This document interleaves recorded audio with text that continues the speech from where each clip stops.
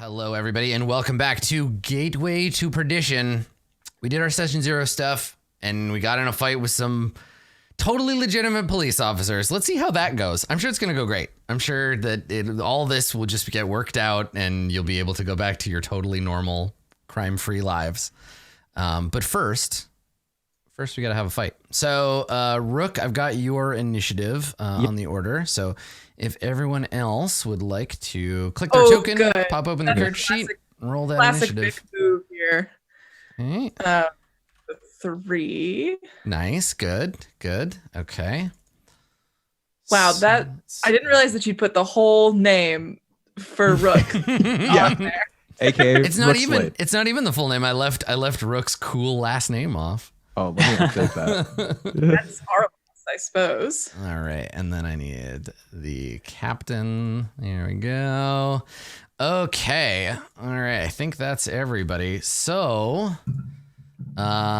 Rook, you're the fastest. You're the first. Okay. What would you like to do? You see Bruno do that thing that guy from the Superman did from that movie, cocks the guns and then starts going in on the cop in front of him. So this isn't gonna go. It's not gonna go easy. What do you do? Can I use the hide action to gain stealth? Mm-hmm. Yeah. Okay. You can do hide as a bonus action, right? As part of your cunning action. How would I roll that? Just a roll d20? Yeah, we'll just make a stealth roll. And then basically as long as you beat the passive perception of whoever you're about to attack. There you go. You got Gotcha. 19. Yeah, no problem. Okay. So you find one of the many and ample shadows that are in this car. I think the car is lit mostly by kind of some weak overhead lighting, so it's all sort of dim in here, and then occasionally a flicker as the track kind of sparks. So there'll occasionally be like a blue flash in the room, and so there's lots of shadow for you to hide in. So Perfect. Okay. Then I would like to move. Let's see. 30. So 5. 1, 2, 3, 4. Mm-hmm. So this object right here is a like a couch. Uh-huh. These are as well here and there, and they face in, and then these couches have kind of like 2 seats on either side, so you can skulk down beside this. And the lieutenant is very focused on Vic right now, right? The lieutenant is like, Right. I'm gonna go and beat on that changeling, and so doesn't notice you. And then I'm gonna just stay hidden right here. Okay. Now, since you're a rogue, you can hide. You hid as a bonus action, so you still have an action if there's something you'd like to do. But can I hold my action? Because if I attack, will I then lose my stealth? That's right. If you attack from stealth, you have advantage on the attack, but then you won't be hidden anymore. Yeah. For sure. Yeah. I'm gonna wait. Okay. I'm gonna say, you want to ready in action? I want to ready in action. Okay. Basically, I want to wait for the guy with the actual Rook demarcation in the back of this car. Yeah. Pull up This in guy. front of me. So the guys with the little tower on them, they have cover. They're hiding. They're hiding back behind. perfect. Like they're taking cover in case this turns into a gunfight because they know Yeah. they know a little about Delilah DeCanneth. They know that cover is an important thing to have when wanting to arrest someone like that. Okay, Then so you're gonna ready your action. So what is the what's the trigger for that action? What do you want to do? The trigger for the action is when Doyle makes a move because he's right next to me towards Delilah to then attack him. Okay, yeah. So get him as he moves. Okay. Yeah. Well, that is precisely what he is going to do. So he draws a weapon. He draws a sword from his belt, and he takes a step here and then a step over here. And as he does, you are welcome to use your action to attack him. Okay. I attack him. Okay. With a sneak attack. Okay. Let's see. All right. So you roll an attack with your weapon. You have advantage. Mhm. Okay, so 13. Let's see. You miss. So he starts to move. You come up from behind the thing, and what is it? Is this like a stab? Are you slashing him? Like, what does your attack look like? I think it's like coming across his back like a slash up. And then as Rook misses, 1 second. And it's a close miss, right? You hit his armor. So it's not that you miss him, it's just that he's wearing like thicker. Maybe you cut through his uniform and he's got like a bulletproof vest on underneath. Like clearly these guys came here for a fight. Yeah. And then you hear Rook go, well, it seems like Daddy-O, you came ready for the fight.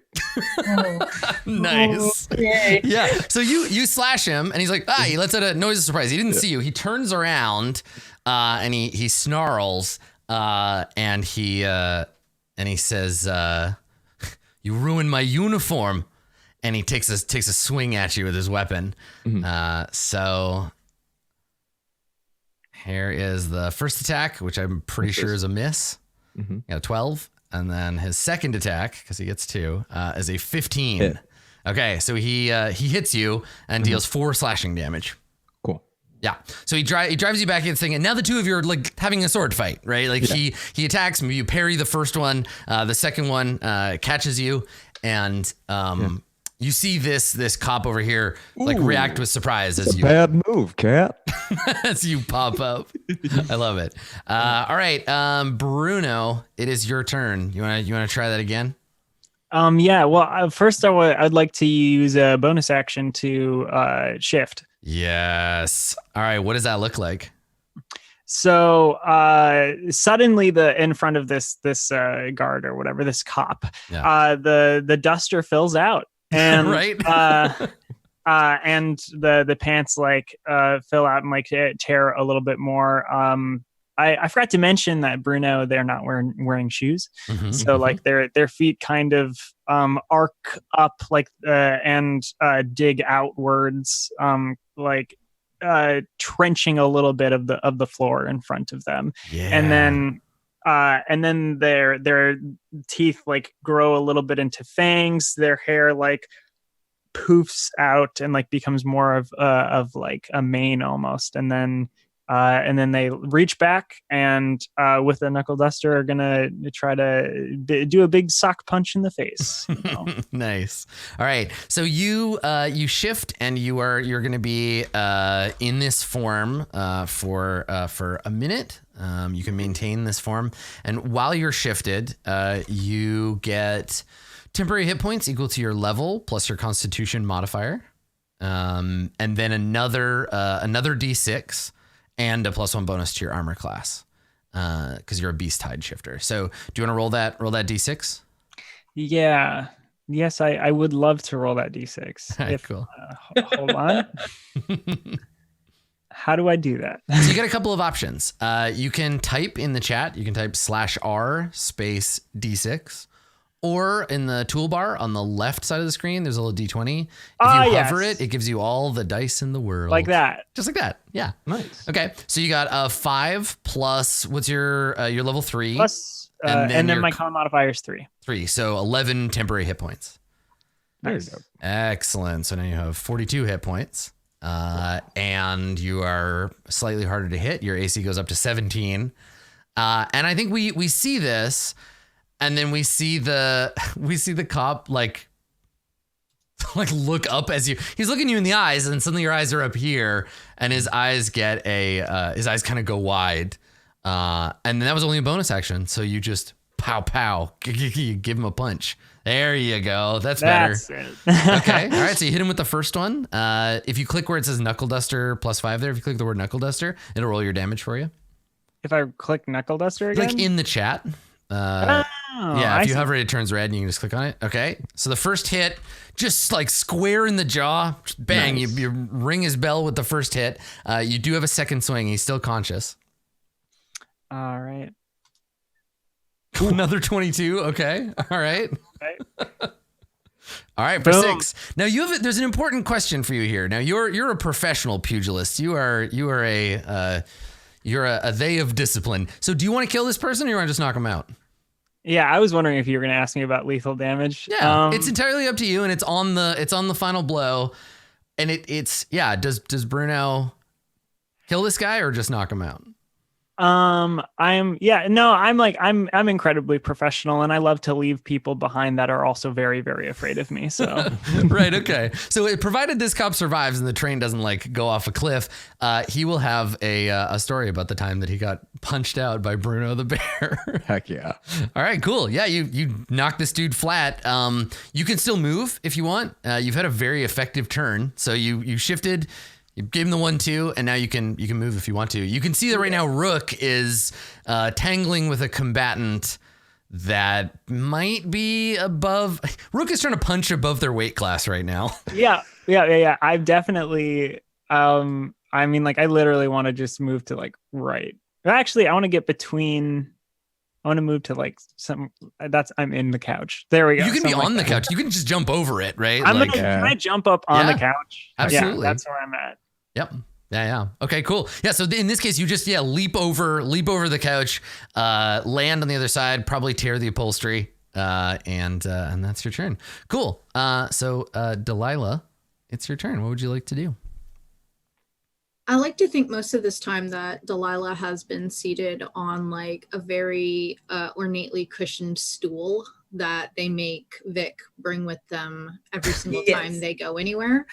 And so Delilah immediately stands up, looks to Vic to pick up the stool. Obviously, it must be folded and replaced in their luggage.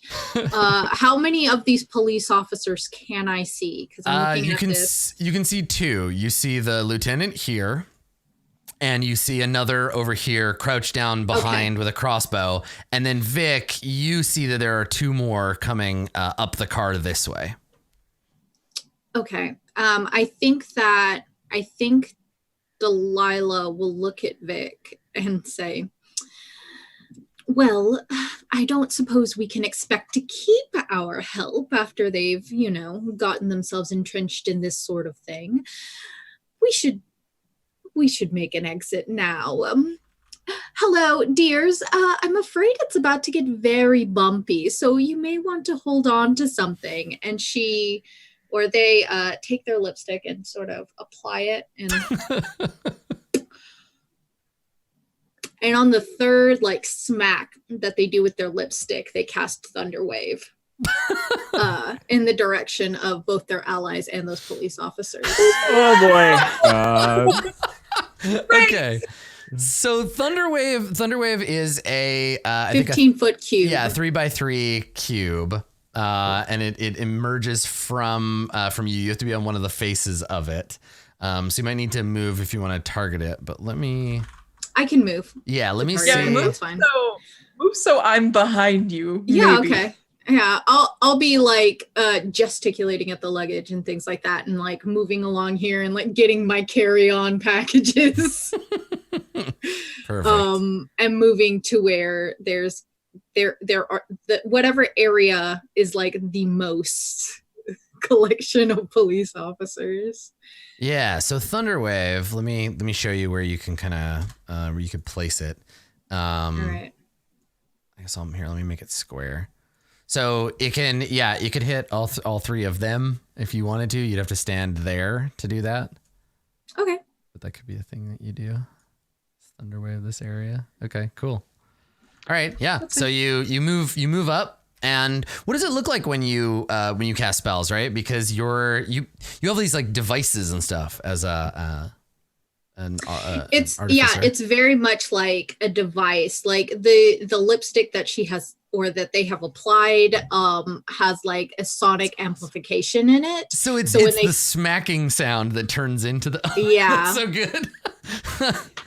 That's so cool. I love the idea that all of your spells are things that you maybe, or someone maybe designed to be something else that you were like, oh, I can make that into a weapon that someone could hide really easily. Mm-hmm. Yeah, that's really good. It's very 1930s, Mata Hari spy nonsense. Yeah, but instead of poison, it's a horrific wave of energy. Because I'm sure it's innocent design was to amplify your voice, and then exactly. Yeah, that's right. Bye.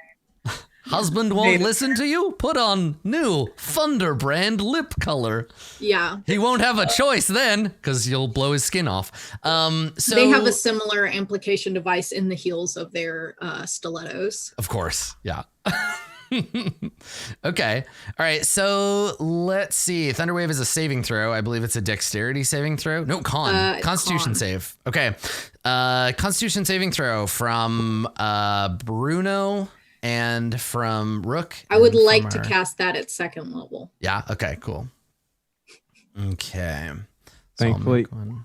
Constitution saving throw. All right. Yeah, DC con save. 13. Okay, well, lucky for you, Delilah, the only person that failed was the lieutenant. Now that means that As I it's, intended. it's half damage Half for everybody else. Okay.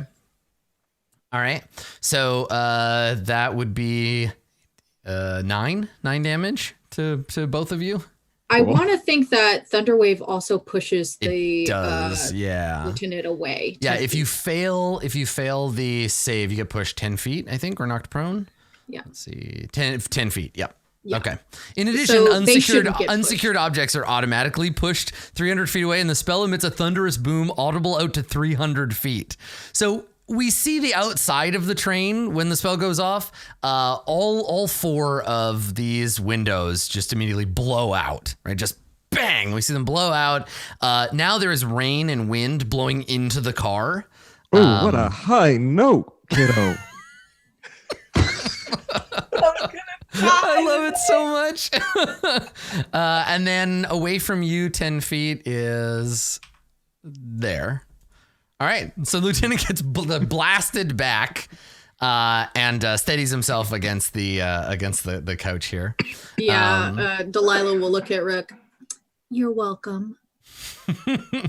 Excellent. All right. So the other police, they're going to get to act. So this one over here is going to shoot his crossbow at Delilah. Rude. So he aims the light crossbow and fires. I got a 15. Please don't. Is a 15 enough to hit? It is. Okay. So you My take shoulder pads. for your effort, you take 5 piercing damage. And then that's that one. These 2, let's see, is this one close enough to come up and attack Vic? Yeah. So this one hustles up here, abandoning cover. And if that And- weren't enough, all of my Ann Taylor bags are just like thrown open. Takes a swing at Vic. I get a crit. Welcome to the game, Vic. Thanks for coming. You only take 7 damage. Okay, I rolled bad. Cool. So maybe Vic, you're paying attention to Delilah, and then this other cop comes running up and slashes at you. You turn around in time to kind of avoid getting impaled, but he hits you. And then back I had been holding here, up the stool, and then I open up my suit jacket, and there's like 2 little hooks for the stool to rest on. In the middle of that. that's Plus great. all the luggage is like now thrown open from the thunder wave. Oh my Oh god. yeah, it's a mess. And then this guy's gonna move up here and take a shot with a crossbow. Also at Vic, because Vic is the closest target. Here we go. Pew. I got another crit. So no. cool. No, I can't Um, see your. I think you're lying. Chat can see. Chat, tell Katie May I got 2 crits.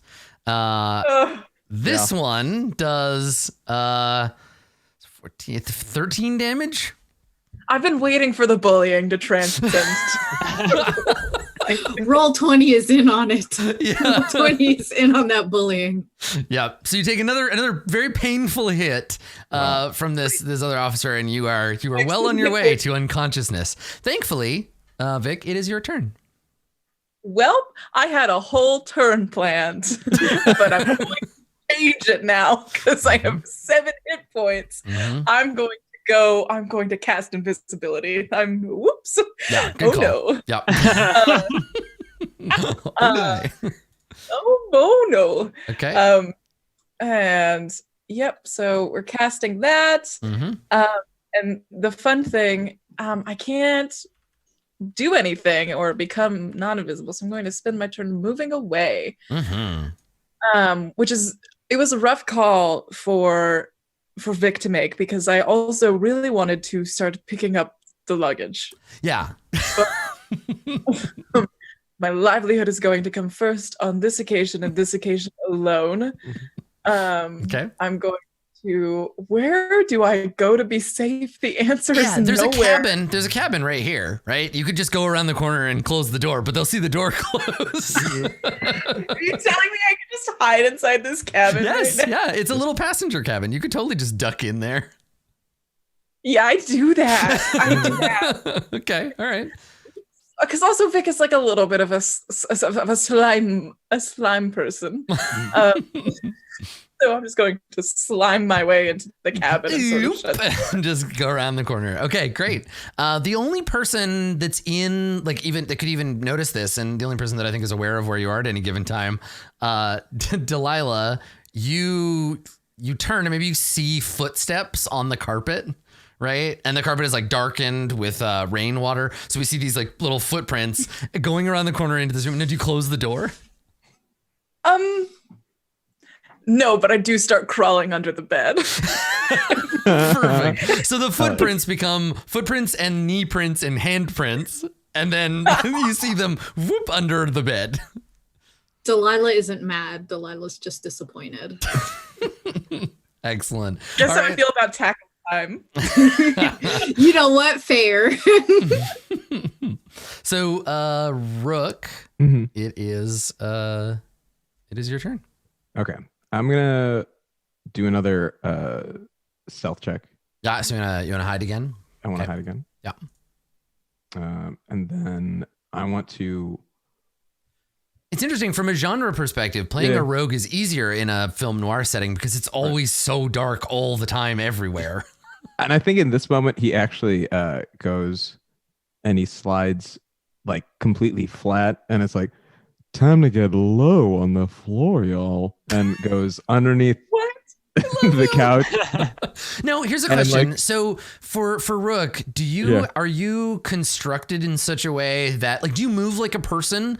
Like, do your like limbs bend backwards when you go Yeah. down to like limbo under the couch? For sure. Do your like knees bend funny and you just like flatten to the floor and just like scramble on your fingers? Like, how inhuman is Rook in this moment? So I think Rook, because he is like a stealth agent, has always been designed to be able to slip in between spaces to get in, especially for the war. Like he was running a lot of urban environments where you also Oh, have to like, cool. get into spots. And so for him, it's really like any one of his joints can support his entire weight. Really like quick. So They, them. sorry, thank you. Yep. Any one of their points can support their entire weight. So at this point, they collapse down onto basically their ankles and are just like flat forward as they go underneath the couch and then around this one and cover. Okay, cool. Yeah. Do they make hydraulic sounds like? "Pew"? And this cop doesn't even notice you. You just kind of like appear over here. And then do you want to attack? Yes. Actually,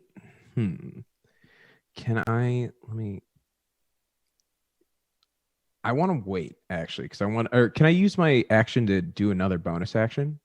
You cannot. No. Okay. But a lot of Then stuff actually- can be done. Like, what did you want to do? Tell me what you do, and then we'll talk about whether it's Actually, possible. it wouldn't have helped. I was going to do eye for detail, but that just gives me, or not eye for detail, insightful fighting, but that gives me a sneak attack when I don't have stealth, and I have stealth. So I'll just attack this guy. Okay. Yeah. Sure. So you have advantage. Let's go. So you slip over here. You get a 24, which is definitely a hit. Cool. And then just rolled a short sword. Yeah, just roll short sword damage. So it starts as 6. Now it's a sneak attack, so you should have that as another attack in your on your character sheet. I do. Yeah, so you can go ahead and click that, and then I'll do the extra damage. Piercing. Oh, I think I needed to click it with what to make it active. With Oh, the did short you? sword. Oh, okay, cool. Yeah. That's okay. You can do I it can just manually. roll 2. Yeah, I you can just roll 2d6. That's fine. Nice. Okay. Yes. So same question that I posed to Bruno. Yeah. I mean, Rook, you were built to kill. Do you? No, because while these may be crooked cops, they're still officers of the law. That's and so right. Rook wouldn't take a chance. They might have done something good at some way or some point. And also they're probably former colleagues. Yeah. And he's like, right? You used to walk the same beat as these guys. You're on the opposite side of the law now, but no, that's great. Okay. All right. So ooh, tell Darlene her pasta's still delicious, bud. How would you know that without implying an extramarital affair? yeah, the pasta. I was about to say, Rook, Warforged can't eat. So is that a euphemism or? I like to imagine that like the Rook just had like found like this pocketbook of like someone had lost of like cool phrases they could say. The Rook's just kind of like pulling them out like. And then Rook shows off their private investigator license, and it's just a framed copy of Dick Tracy. Yeah, right. Exactly. Rook has a little booklet called "How to Talk Like a Cool Human."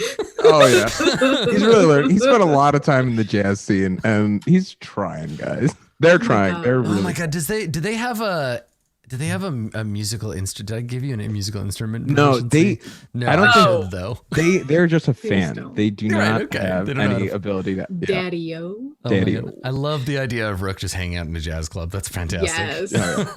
Okay. Smoking those jazz cigarettes. Cool. So you finished. You finished your turn here. You've knocked this cop unconscious. So And the lieutenant looks at Delilah like angry, right? Because he's like, all right, they did this thing. I'm mad about that. But they see Bruno, and despite the fact that Bruno, you soundly defeated one of the other cops, this is one of those like transitive property things. So like, I'm tougher than them. I could probably be tougher than you. And so you see the cop take off his now ruined, thanks to Rook, like trench coat, and you can see his like the vest underneath, and he gives you that look. And you've seen this look. This is a thing that I think has happened to you as a champion prize fighter all the time. Every bar you've ever been in, there's a pretty good chance there's at least one guy who, after 6 or 7 whiskeys, is like, Bruno's not so tough. I've seen them fight. I could take him. And then they pick a fight with you in the bar to try to prove, like, yeah, I'm tough. I could take this guy. And it almost always ends the same way, I imagine. So that's the look you see pass over this captain, his face, as he strides forward to do what his officers could not. Let's see how it goes. I think you got the higher ground here, so I'll give you advantage on attacking him. But he doesn't have any disadvantage attacking you because he's just going to go after your legs. So here we go. Takes 2 swings. Here's the first one.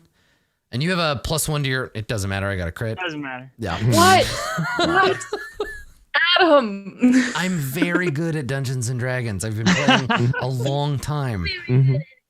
Using loaded computers to roll. This is not helping your, the show isn't scripted vibe. So you take 8 slashing damage, which I don't imagine you feel most of. And then a second swing. Jesus. Jeez Louise. Adam?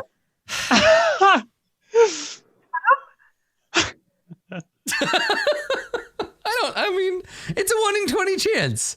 4 times in a row. Okay. So you take another 12. Oh my gosh. Yeah. So All right. was that 30 total, I think? Or let's We're- see, 4, we're- 8, 11, 20. I'm Yeah. resetting the 20 stream damage. key. I'm resetting the stream key after this show.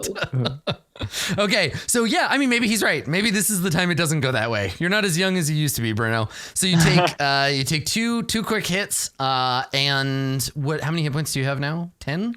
13? Yeah, sorry, hold on. Oh no, it's okay. I was just curious. All right. So you're still in fighting shape. It is your turn, and this guy has the smug look of someone who is assured of their own victory. Right? He's just like, see, you're not so tough. I mean, at this point, there might be a thing in Bruno's mind that's like, I don't know, maybe you're right. I don't know. Yeah, maybe they're getting too old for this shit. I mean, come to think of it.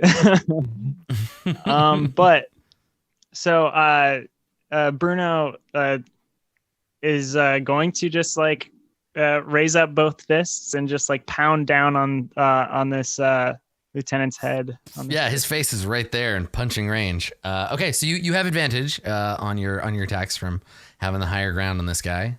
Nice. All right, you got 24. Well, hold on. That my knuckle duster is a +5. I got a 24, so that's a 19. Yes. I have improved critical. Hell yeah, you do. So that's a crit. Yep. And I'm gonna make a note. I can actually automate that for you. So I will do that between episodes. I just forgot. So okay. Crit range. But yeah, roll your damage, and then we'll roll the damage again. Crit range. Nice. Okay, so 7, and then roll. Nice. Snap! Okay, all right. So it's crits are double the damage dice, and then you add the number. So it's 8, 9, 10, 11 total. Turn his face into strawberry jam. Yeah. What is that? So what does that look like? Like he's all smug and like, hey, I'm gonna get you. You have a moment of doubt. I think it's very much not like there's no like pomp and circumstance to it at all. It's like a slash. Like Bruno looks down at their like shins, which have just been like cut up, and then just like quick like pops one like right in the right. It's very mechanical, just like bam. What, you want another one? Okay. And then another one's gonna swing in. Yeah. Okay. Boom. Okay. This one he blocks. Yeah, this one he's able to get out of the way. So the first one, he snaps his head back, blood starts pouring out of his nose. He's smart enough to duck under the second one. So that one comes in, you try to get him in a hook, and he ducks. Cool. Do you want to stay where you are? I mean, you got it's a pretty good position to fight this guy on. So. Yeah, I'm staying right where I am. Okay. All right. Delilah, it is your turn. Why? Oh man. Get out of here. Which one of these motherfuckers shot me? Actually, you know what? I've been very tired of this lieutenant type individual, and I kind of want to do something really mean to him, but I can't do that without also being mean to these delightful people who've been escorting me to safety. So I'm just gonna shoot him with my crossbow. Mm-hmm.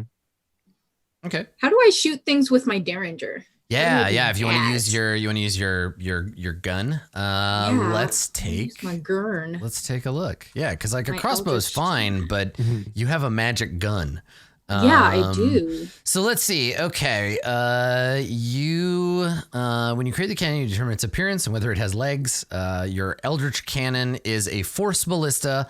It's a ranged spell attack at any creature or object within 120 feet. On a hit, he takes 2d8 force damage and is pushed 5 feet away. Ranged spell attack is d20 plus 5. Okay, d20 plus 5. Yeah. And who are you attacking? I'm gonna roll, or I'm gonna attack Doyle. Yeah, the guy in charge. Okay. Mm-hmm. Yeah, because he's kind of looking like a chump right now. Mm-hmm. Hopefully I typed this in right. Bloop. You did, and you hit. Nice. Just barely. I think you hit him probably like in the shoulder. He's partly obscured by this. Yeah. The big hunk of furry meat that is Bruno. So you find your shot. What does it look like when your gun fires? It does force damage, so it's like a magic missile basically, but you can decide what it looks like and how the gun looks. So this is what Delilah looks like right now. Very irritated. First of all, their assistant just went into the next room and hid under the bed. Good help. Hard to find these days. I'm just going to rifle through my luggage real quick. I know that I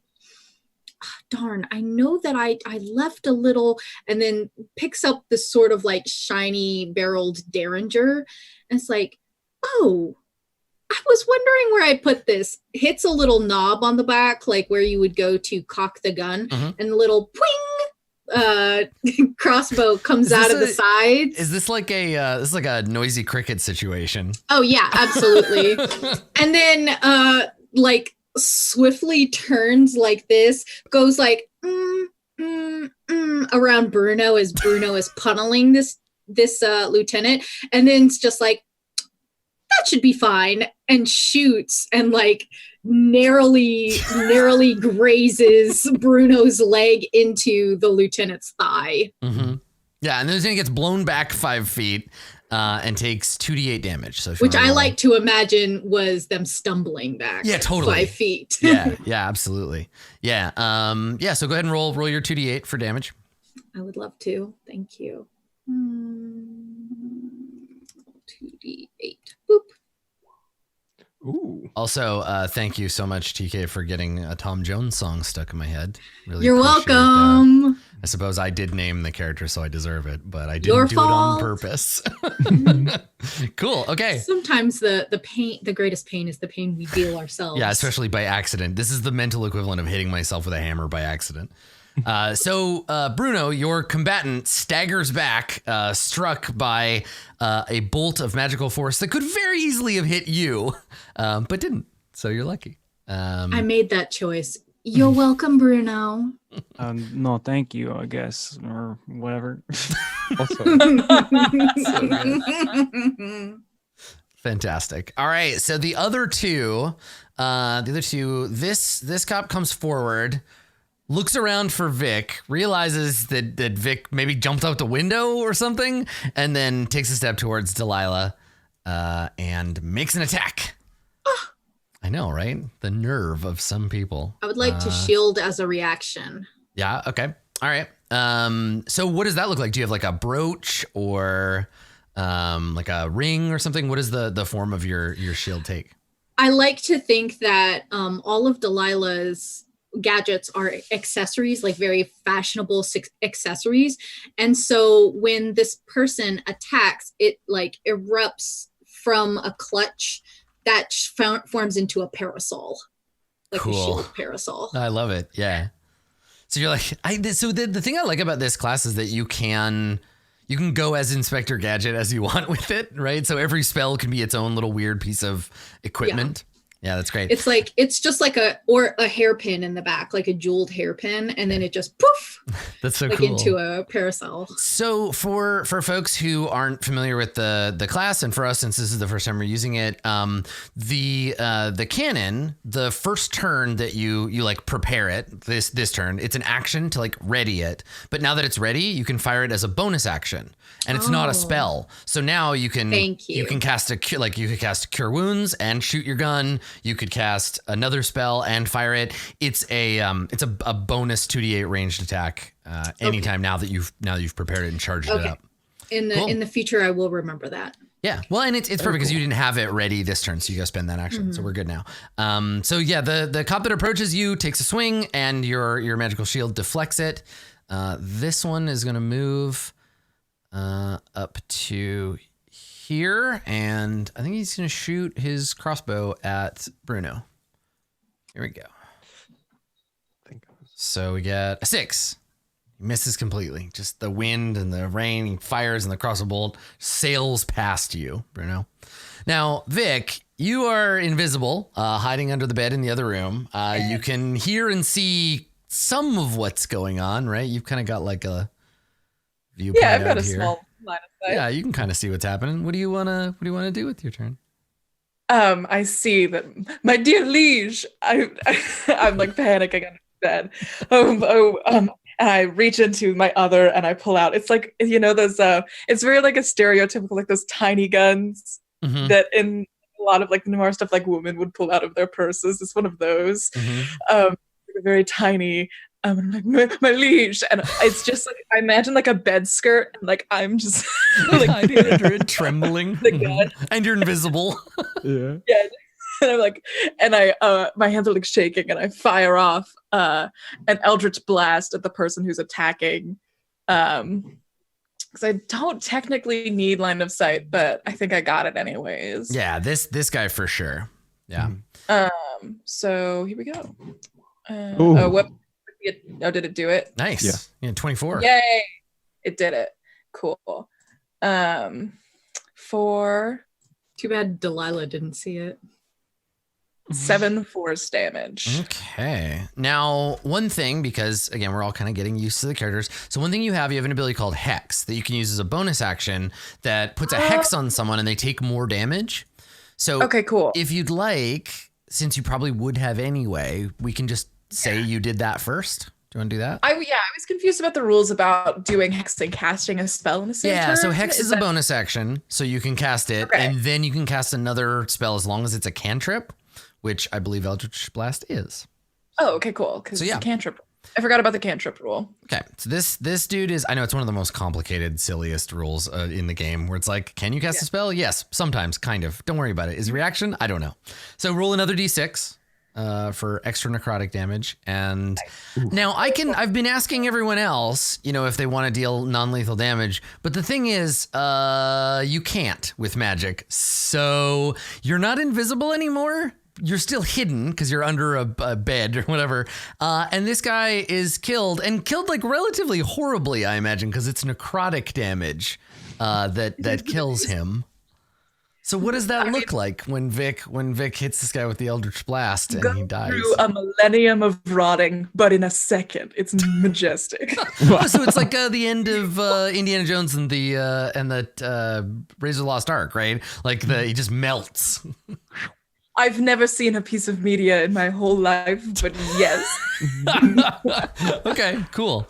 Generally speaking, when we refer to movies or TV shows or music, it's not for Katie's benefit. Katie May has not seen anything, and so Nothing. I've seen that. Vic has never seen Anything a ever. piece of media in their life. Keep it canon, Adam. Come on. All right, so Vic, you blast this guy from relative safety, and Delilah, And Out from the bed skirt, a thumbs up also comes with the. Okay. Yeah. So Delilah, you see the person who was recently just attacking you bounce off your shield and then get hit in the back by a burst of eldritch energy and disintegrate. He tumbles over backwards. Deserved. Yeah. And you see as they Vic. disintegrate, I would like for my shield to sort of like shield my luggage so that their Yeah. disgusting poor dust doesn't get into my. Yeah, it sounds about right. I'm so Carry sorry on. about that, my liege. I promise not a bit of your things will have dust on them when I am done with them. Perhaps you should try to be more careful, Vic.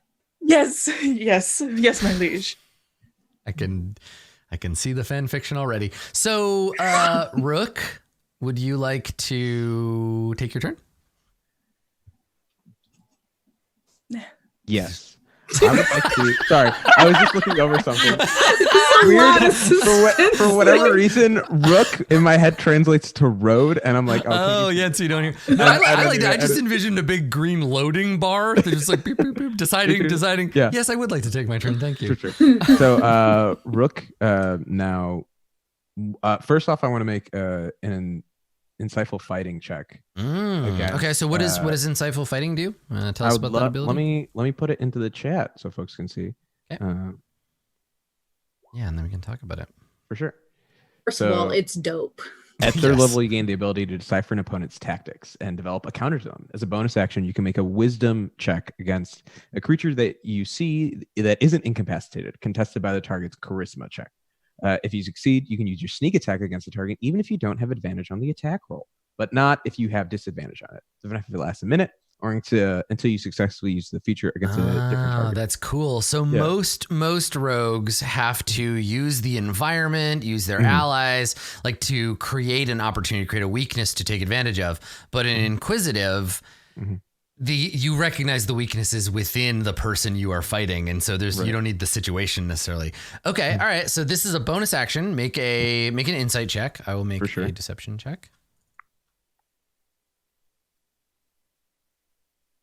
Okay, and deception is charisma. Oh, there's no way I'm going to be able to. I mean, Okay. there is a way. I've been rolling really well. Yes. I got an 11. Didn't Very have good. advantage on that, so Very you're good. good. Cool.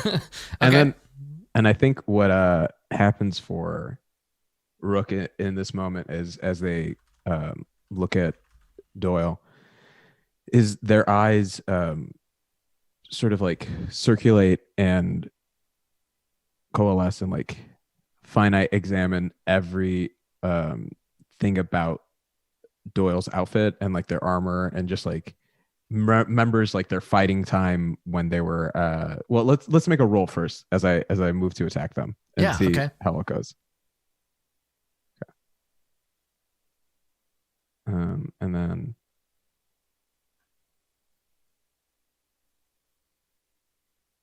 have advantage. Okay. 21. Yep. Yeah, you definitely hit. So you move up behind him. And again, all the big enemies are in front of him, right? Like he's lost track of you. Right. You come up behind him and attack him with your then, weapon. How much damage do you deal? Let's see. I do 10 damage. Okay. And that's your weapon and your sneak attack? Yes. Awesome. Okay. Yeah, for some reason your results haven't popped up on my screen yet. Interesting. It says my connection to the server. Oh yeah, that's probably what it is. Yeah, I got one of those messages too. Yeah, me as well. That's okay. All right. Okay, so you come up and you get him for 11, and he yelps in pain and surprise, turns around to see you there, and there's a moment you see on his face. You know, you're assessing him and his fighting style and all of this stuff, and then he looks at you and you see on his face this like surprise, like he didn't expect you. For some reason, he expected you to just like go quietly. Like this is a surprise and like kind of frustration on his face as much as it is pain from the attack. And I think that's your turn, right? Unless you have another ability that triggers off of an attack. I think you're good because it's bonus action. No, that's it. You got him. Okay, cool.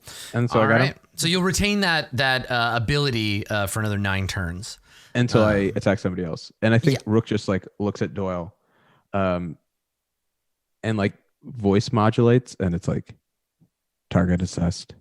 Ooh, cool. Yeah. So this is like your protocols have changed, and and when you do that, he gets another familiar look, but this one is like fear, right? This is the kind of look that you saw coming back from the war. This is the look of even the people on your side who you know you're marching in this victory parade. People still looked at you like a weapon, and now that's what the lieutenant is looking at you like. Oh, okay, Yep. And so he is going to respond to feeling threatened by attacking you. Cool. Okay, so let's get that going. So he makes a swing, scimitar, and gets a 21. That'll hit. Yep. So he hits you for 4 damage. Mm-hmm. And then a second swing, also a hit, for another 4. Cool. I am at 3. Okay. All right. Bruno, it's your turn. Okay. Yeah, I'm just gonna come up to the captain here and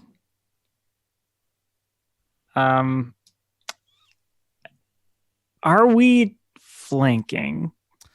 So flanking is... Oh, that's not in it. That's not a thing anymore. So it's optional. I don't usually use it because there's already so many ways to get advantage. So you don't have to worry about it. You can just jump down and give him a punch. You'll lose your advantage from being up on higher ground, but that's fine. Yeah, that's fine. I'm gonna do the punch. Okay. I rush up. That doesn't show up for you, does it? No, you can just tell me. I'll have to reload, but it's 12.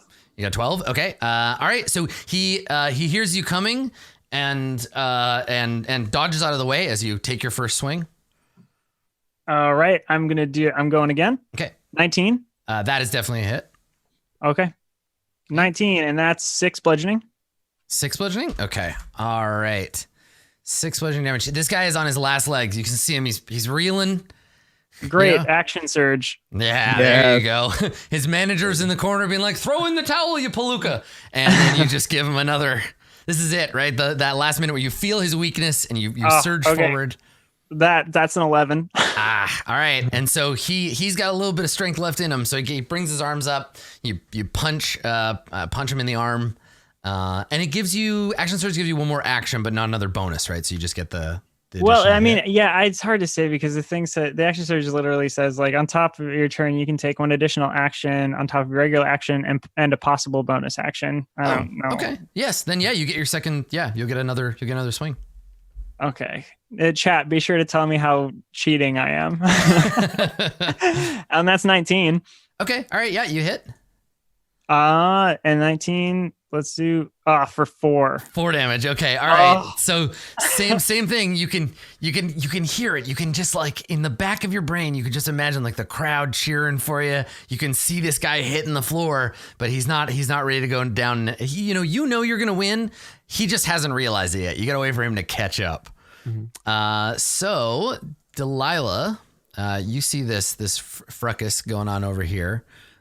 What would you like to do? My Roll20 crashed. You got dice kicking around? Because I still have access to your character sheet. I can just tell you Okay, what your bonuses are. I think I Yeah, that's okay. Oh Jesus! I'll just bring up. I have dice. I'll roll for you. Yeah, please. I Okay. can do Roll that for too. you. I've got an app on my phone. This is Pretty. this is what a truly supportive role-playing game group looks like. When you don't have access to your character sheet, someone else can tell you about it, and someone else can roll for I you. appreciate it. Yeah. So I am modding the chat right now. I'm just gonna. Could you jump to my spells real quick? Yeah, of course. Yeah. No, I already knew what I wanted to do. Yeah, I'd like to cast Cure Wounds on the book, and I think the way that Delilah would say it is, she's like, "Are you quite finished?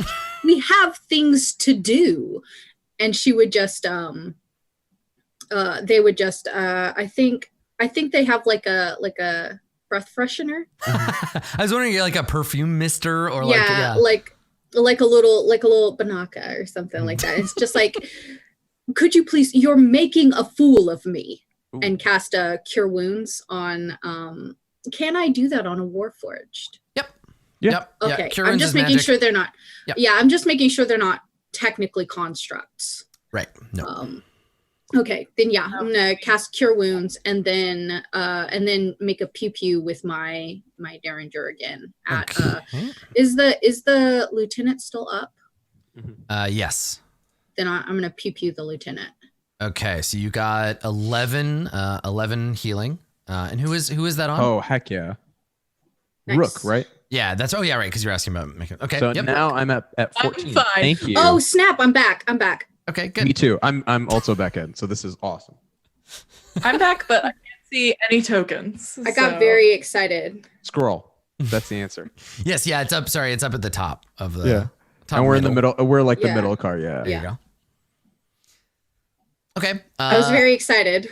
So that was Thank your you, action. everyone. That was your action, Delilah. Now remember, your gun, your range spell attack is still a bonus action, right? Yeah. Okay. Yeah. So I'm gonna pew pew the lieutenant. RD20 +5. Yeah, and I'll make you a macro for this for next time. Bloop. What'd you get? I got an 8. Okay, you miss. Yeah. I should have lied. So you fire. Let's look at the angle of fire here. So you fire at him. You hit the wall back here behind him, and just chunks of wood and like paint fly out into the air as this cop ducks, and then returns fire. You're gonna hear like a lot of sounds of frustration from Delilah. I would like to drop down beside the couch. Yeah, Can I take cover. get like a partial cover for that? Yeah, you can do it as part of your just like do. Yeah, exactly. Yeah, so he usually my assistant provides my action My music. harmonica's in my suit jacket. Let me find it. Oh, I can play you a tune, kiddo. Thank you. Finally, some help. I imagine when Rook is in like jukebox mode, your eyes become little waveforms. Oh my gosh, Your I cool love it. Winamp plugin. Uh, All right. Yes. So Does Rook come in lo-fi? Yeah. hasn't come to Eberron yet. So this guy is gonna take a shot at Delilah as he moves for cover. So let's do that.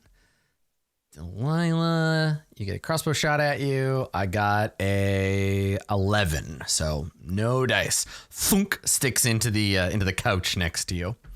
All right, Vic, formerly invisible Vic. What do you want to do? I'm still under the bed. Yes. I found a piece of gum. I'm chewing it. No. Terrifying. Yeah.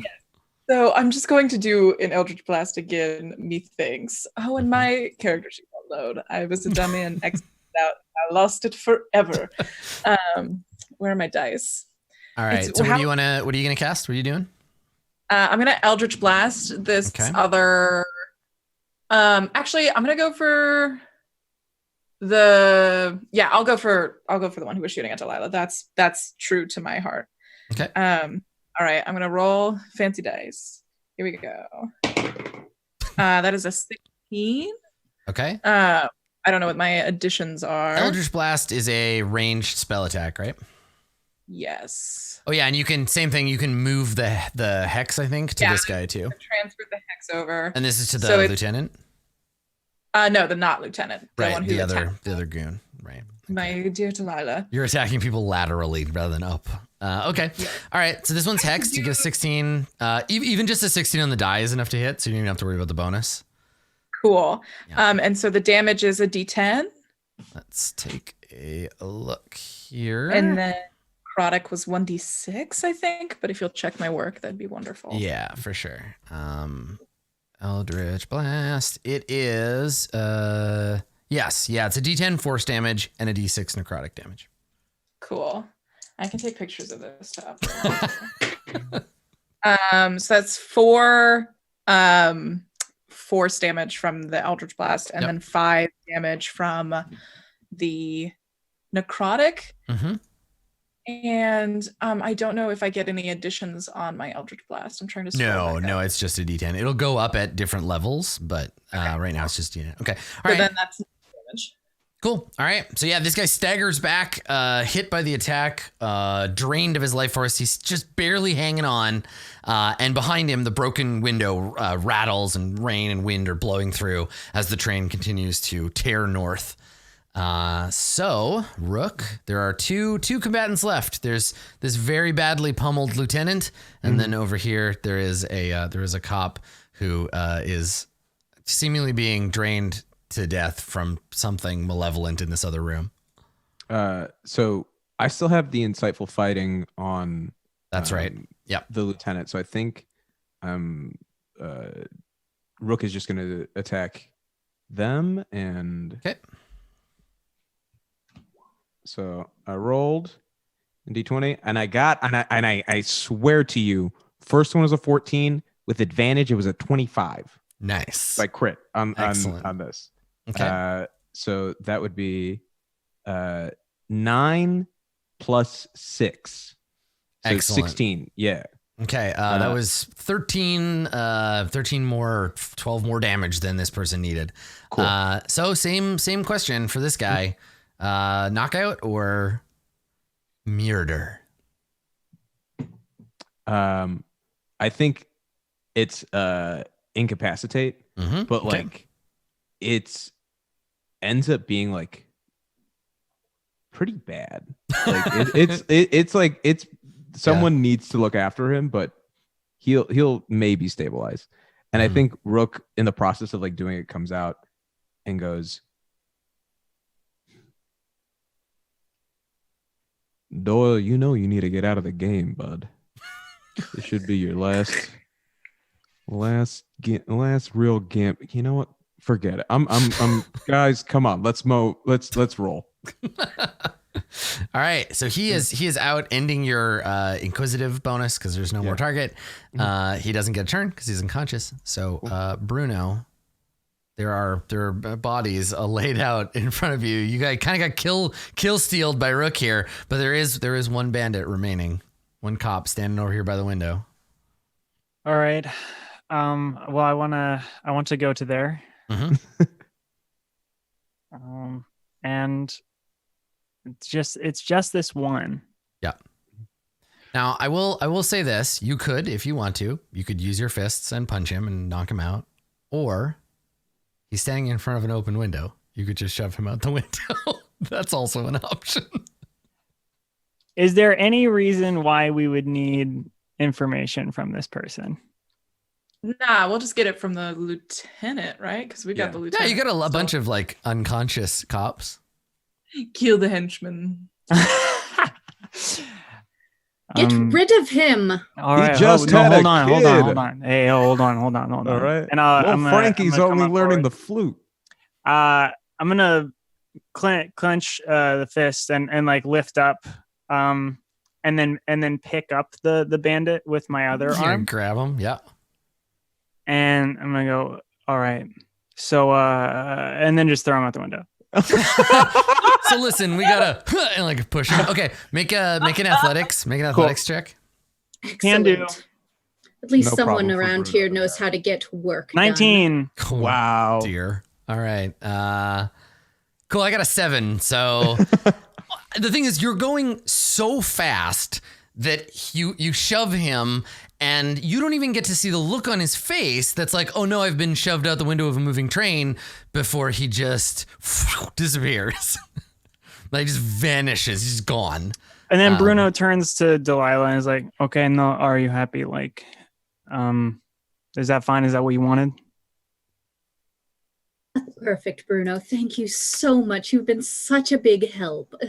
Would you mind helping me pack my bags again? I do. I would. I'm I would already on definitely mind. I'm already doing it. Please. So here's the thing. So as this last officer disappears out the window, and as Vic kind of crawls out from under the desk, you all turn kind of to each other. The train continues to hum along as if nothing had ever happened, right? This old engine's seen 100 fights like this one. There's blood stains on the carpet on top of old blood stains. And you wonder for a moment how much like this train you are, living this life of violence, laid one over another, barreling ahead at full speed into unknown territory, the choices you made along the way as meaningless as the cold steel rails below you. Before you have a chance to regret those choices, the door to the next car opens. So this, hey, there's everybody's rolls. This door over here opens. You hear it like slide open. And emerging into the shadows, you see the commissioner. So the commissioner strides in, his face a mask of barely contained rage. Well, looks like this is the end of the line. I'm sorry it came to this, kid. I had high hopes, but you just had to stick your nose in where it didn't belong. This train's gonna pull into Rote, and you're not gonna be on it. End of the line. And you see him reach for his service weapon, grim determination stranded on his features, the sole survivor of whatever emotional war this scarred man has been through. He cocks the hammer, and we cut to darkness. So when we cut to this black screen, right, we see him reach for the gun. The commissioner stares you down. He's come here personally. We cut to darkness, and we hear the sound of rain, and not the like tearing, frantic sound of rain from the train, but a quieter kind of background, the sound of rain hitting a window. We hear smooth jazz playing in the background, and a title card comes up that says, earlier, Sharn, City of Towers. The video fades in, right? So we fade in on a door, right? In a ratty, kind of shadowy hallway, fade in a door, and the door has one of those frosted glass windows in it. And painted in peeling black and gold on the window are the words Rook Slade, Private Investigator. So I'm gonna have you describe we're jumping back. So describe your office, right? Describe the office of Rook Slade, PI. Tell us what we see. The door opens and we come inside. So you come in, you see a pretty ratty 3-seater couch to one side, some filing cabinets around it that are organized but are just bad. Like they're just like really like not well taken care of. The desk itself on the front is like neatly put in place. There's like files that are all present and accounted for in folders, but the actual quality of everything, this is all very, very low quality stuff that Rook is doing the best to like utilize. You see on the wall a few photos, one of him particularly from his like troop from the Warforged days along the back. Like an old war, like a war photo of, just like of them and a bunch of other Warforged standing around. Like, yeah, these are, I think that's like a classic like detective office like memory, right? Like a painful memory of your time in the war. And it's like, here's all my buddies. And if anybody asks, you're like, they're all dead now. Like, yeah, I love it. That's great. That's 1164. That's 1165. Oh, don't even get me started on 1167. Yeah. And then we just kind of see off to one side in the room is Rook's bed. And it's just like a simple bed and a nightstand with, really the only thing that is nice here is his record player, is their record player. Oh, yeah. Cool. Yeah. And so is that the source of the smooth jazz that we heard in the absolutely nice. Okay. And you just hear the Eberron equivalent of Unforgettable by Nat King Cole just like playing on repeat, and it's rainy. He doesn't smoke, but there's a lit cigarette there. Like they don't smoke, but there's a lit cigarette in their ashtray. Well, and just so burning. hold on. So that's a great question. So when we pan down, there's this incongruity of like, wait a second, they don't have a mouth. Well, they can't. I have no mouth yet. I must smoke. We pan down to the lit cigarette. Does the cigarette A have lipstick on it, and B, Delilah, does it belong to you? Delilah prefers to smoke out of a you have a cigarette holder. Of course. So unfortunately, maybe that could be the actual move is the cigarettes being ashed into the ashtray. Mm-hmm. Yeah, I like and it pulls back. Yeah. Delilah is looking around and prefers not to sit on any of this furniture. Is that what you're calling it? Kiddo, it's been a while. It probably still seems nicer than that prison cell you had. Don't be cute. It doesn't suit you. So, why are you here? Yeah. I was going to say, so Vic, how do you want to make a hide? You want to take the hide action, or are you like out in force? Do you look we know because we're playing a role-playing game and people know that it's the same character, but do we see somebody different with Delilah than we saw on the train, or is it the same? Are you wearing the same mask? Yes, that was my getaway body. I have a different thing going on now. Man, as soon as the spring starts, everybody starts going to the gym, working on that get away from the cops body. It's my getaway look. Because I think that was my look as normal as possible look. This is now look very, very cool to be seen with Delilah look. Mm-hmm. And I don't know what that would look like, probably because I know Vic probably did an extensive study of all of Delilah's family and piece together the perfect look to be seen with Delilah, but I'm not sure what that would look like. I want to ask TK, what would that? Yeah, it's such a great question too, because it's and I think this comes up for Vic a lot. It's not what does Vic think the coolest kind of person is. It's what does Vic think that Delilah would think the coolest kind of person is for that situation. For right now, Delilah is all business. So Delilah is wearing a suit with thin pinstripes. It's not quite black. It's a little bit off color indigo, with a subtle sheen in the stripes. And they wear a small a feathered what do you call it? A fascinator with a little bit of netting. I was about to say, face. Delilah definitely has that. Yeah. I love it. 100%. Yeah. And of course, the smart bob with that very sharp line. They would expect Vic to follow suit as their assistant. Yeah, that I'm full Anne Hathaway and Devil Wears Prada right now. That's and of course, everything on top of the suit and everything, Delilah has shrugged out of another fur stole and is handing it off to Vic to hold. Yeah. I'm holding it and I've pulled the stool out. I'm pulling the stool out. Delilah doesn't even look down when they sit. They know the stool will be there.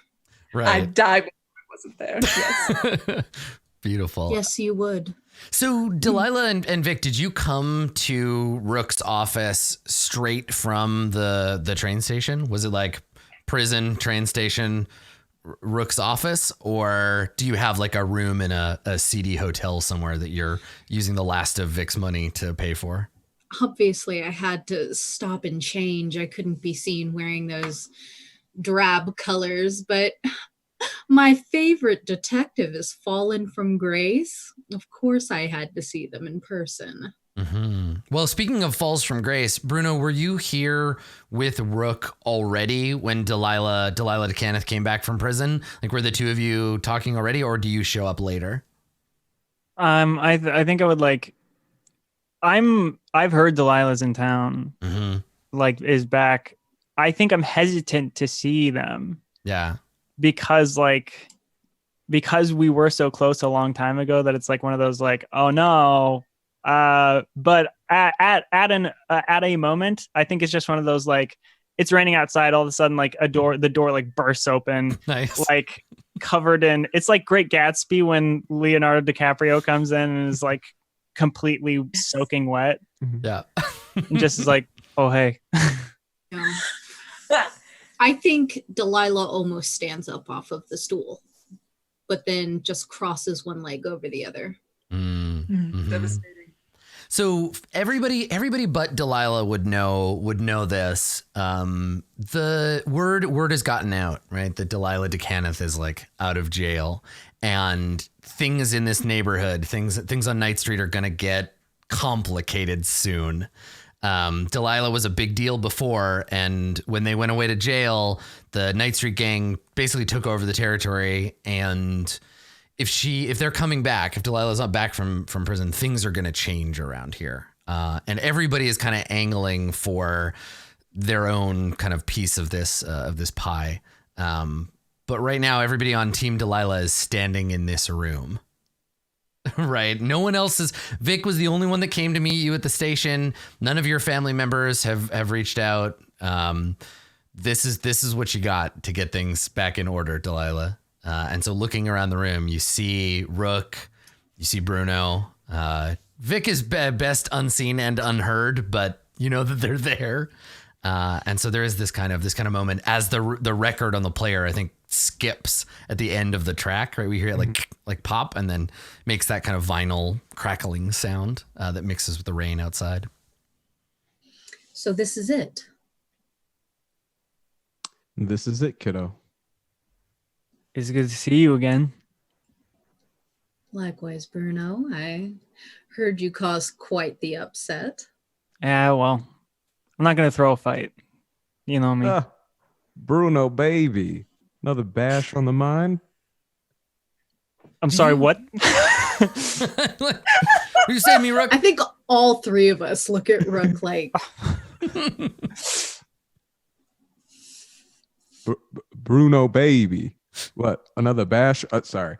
And you just hear like in the back, like reprocessing. You're right. Adjusting humanity protocols. It's like every episode of Star Trek: The Next Generation where Data tried to be a person. Like, yeah, they're like, yep, let's try this. Rook's processor starts going through like the Urban Dictionary of Eberron. It's just like, what does this?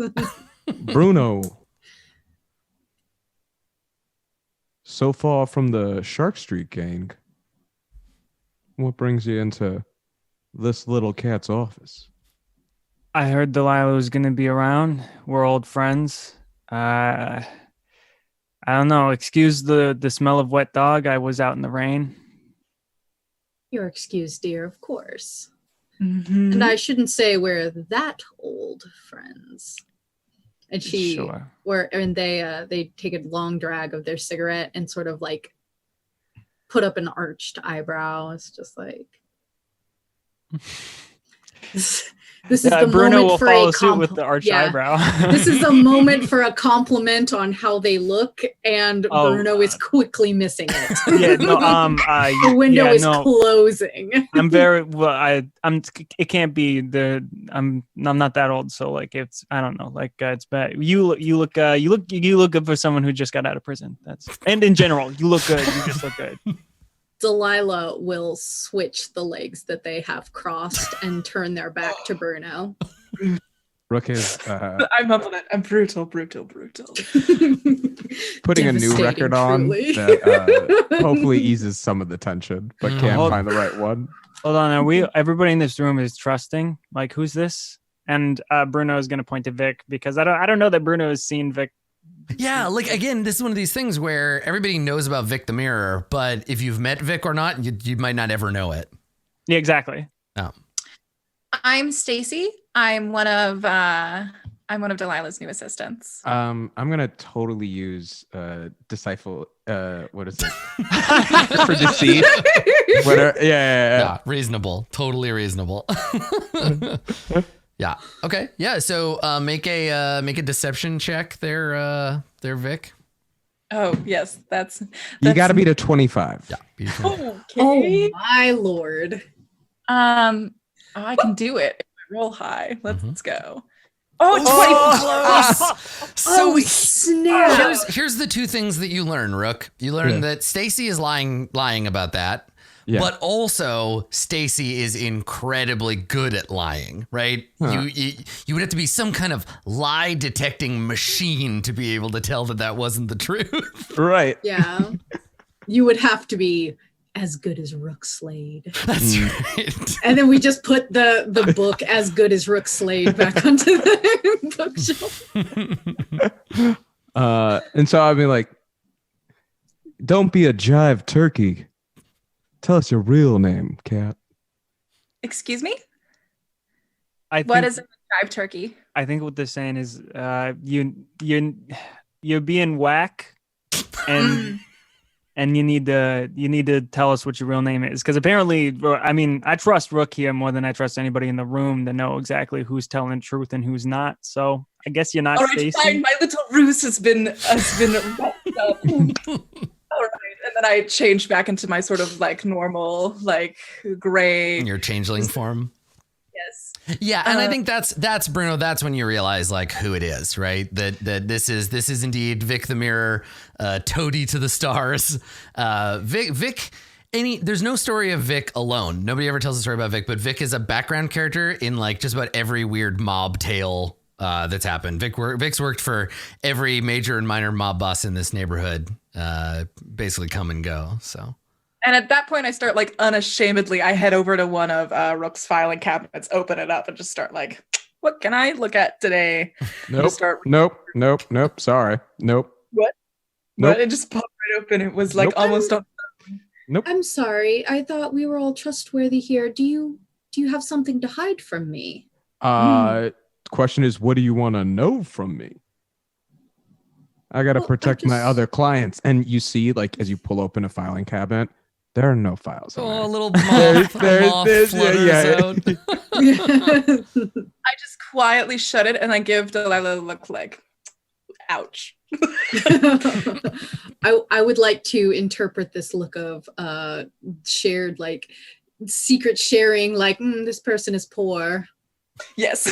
I imagine this person is poor look has gone between us several times. So yeah. So as the group of you are kind of like making this like early introduction, the small talk, this getting reacquainted, Delilah's back from prison. You're talking about your sort of mutual enemy.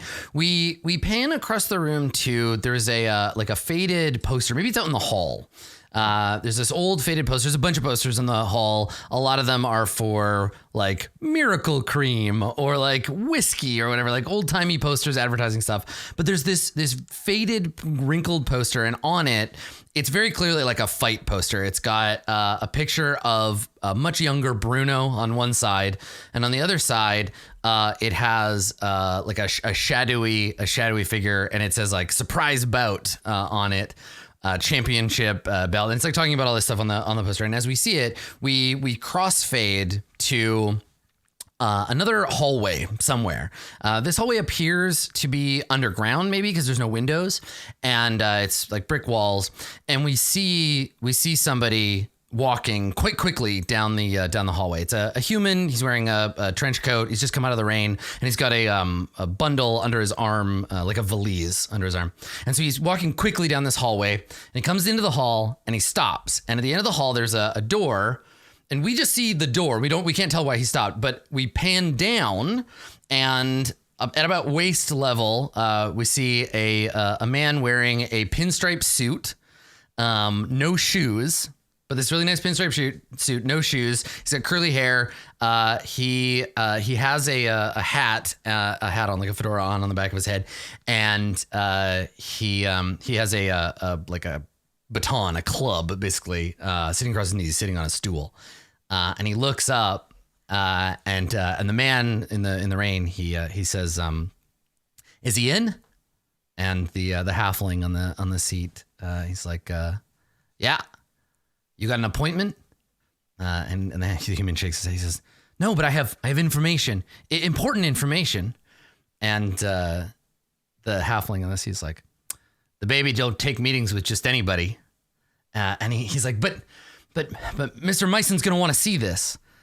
And the halfling rolls his eyes and he's like, "All right." He gets up, he opens the door, and the human doesn't really push past him, but he's like, "I'm in a big hurry." So he kind of gets past the guy and he comes in, and he comes up, and we see this office. And in a lot of ways, it's like the opposite of Rook's office. It is like plush. The furniture all looks like new.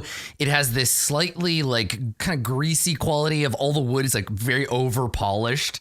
And there's a big desk, and behind it a big chair, and of course the chair has its back to us, right? We see the back of the chair, and on the desk there is an ashtray, and there's like some smoke coming out of it.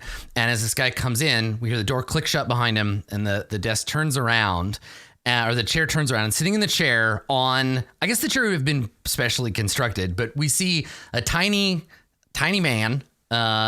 And he's not in his uniform, but he's like Bruno. It's clear this guy's been in a lot of fights, right? His nose has been broken and reset 100 times. He's like a tiny bruiser, but he's dressed really nicely. He's got a suit. He doesn't have a hat on. He's a little older. He's got a mustache. And we see him turn around. He's got a cigar, big cigar in his mouth. And he looks up and he says, "Snake, it's good to see you again. Do you have the information I requested?" He chomps the cigar, and Snake nods. He's like, "Of course, Mr. Myson, I have it right here. All the documents you were looking for." And he puts it down, and we see on the cover of the leather folder that he has, we see the sigil of House Decaneth. And our halfling mob boss looks up and he nods. And he takes a long drag off the cigar. And he's like, "You did good, Snake. You did good. Delilah's back in town, but we're going to have some surprises for her." Now get out of my face. And Snake, holding his hat, is like, yes, sir. Yes, Mr. Myson, of course, sir." And he leaves. And we linger for a moment before the end of the episode on Tyke the baby Myson starting to unwrap. Yeah, you're welcome. I'm really mad that it took me this long to realize that it is Mike Tyson. Yeah, but it's backwards. So he's Tyke the baby because he's a halfling. And it's you also know there's a very prominent rapper right now called Da Baby, right? Okay, good. Yeah. And so the last someone call last Carlos shot, right now. The last shot is him tapping ash into the ashtray, looking over this portfolio. And as he opens it, we see blueprints of what looks like a factory, and then a picture, a little like a sepia picture of a young woman and two older figures. And it's clear just at a glance that this is a picture of Delilah and their parents, young kid, and they're the parents. We see them in this photograph. And the last thing we hear as the shot fades to black is just the chuckling of this halfling gangster. He's like, and we fade out. And that's it. That's the end of the episode. So for the next episode, I'm going to leave it kind of up to you. I have some ideas, but the main plan here is like you all have your own reasons for going after the Night Street gang. So you can talk in between episodes if you want as a group, or you can just go into this at the beginning of the next one. But I'll leave it up to you how you want to strike back and help Delilah get their turf back. But between now and then, everybody here does cool stuff on the internet, and you probably want to check that out. So I'm going to let you know where you can do that. Let's start over here with TK. TK, thank you for giving Delilah DeCanneth so much sass. That lipstick thing was primo. Yes. I'm cool. Very excited. Yeah, I've been watching a lot of stuff with like Helen Mirren in it. A lot of stuff with Glenn Close. Somebody at the very beginning when you were describing your character said that they were envisioning a remake of Lord of War, but instead of Nick Cage, it was Helen Mirren. Yeah, so good. 100%. Like, I think Katie May and I were talking, like, how boss would it be to play Martha Stewart fresh out of prison in a Dungeons and Dragons campaign? It's beautiful. I love it. It was great.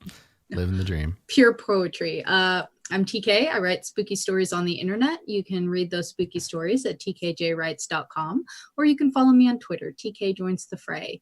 I'm pretty much just doing this right now in between seasons for my other things and between stories for some other things, but I've got some very exciting stuff coming up in 2020. So let's see whether or not I ruin my own life. Cool. It's perfect. Cool. Neat. Tight. Down below, playing Rook Slade today. It's Masood.